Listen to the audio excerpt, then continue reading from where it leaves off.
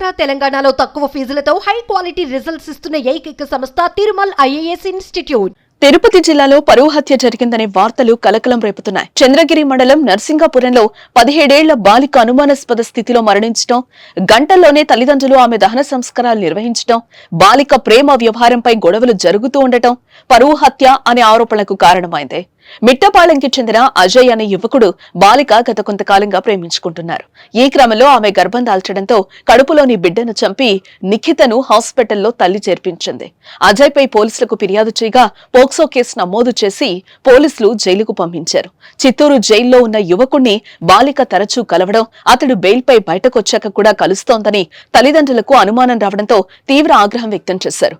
ఈ క్రమంలో ఏప్రిల్ 4న మధ్యాహ్నం బాలిక అనుమానాస్పద స్థితిలో మృతి చెందగా ఆమెను గంటల వ్యవధిలోనే దహన సంస్కారం చేశారు.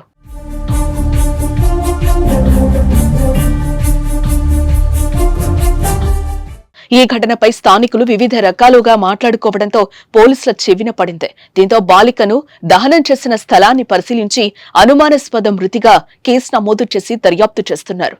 మరోవైపు ప్రియుడు కూడా బాలిక తల్లిదండ్రులే హత్య చేసినట్లు ఆరోపిస్తూ విడుదల చేసిన ఆడియో వైరల్ అవుతోంది.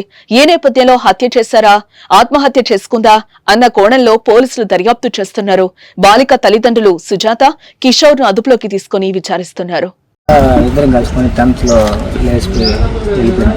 అమ్మాయి 10th లో ఉన్నప్పుడు నేను ఇంట్లో ఉన్నప్పుడు డైరీలో ఉన్నప్పుడు లేచి వెళ్ళిపోయినాము. వాళ్ళమ్మ వాళ్ళు ఒక నెల రోజులు మా కోసం ఎంక్వైరీ చేసి ఎదురు పట్టుకున్నారు. మళ్ళీ పట్టుకున్నట్టు స్టేషన్ కంప్లైంట్ ఇచ్చినారు. అటు నుంచి మళ్ళీ నేను కొండ మీద జాబ్ చేసుకుంటా అయిపోయినాను.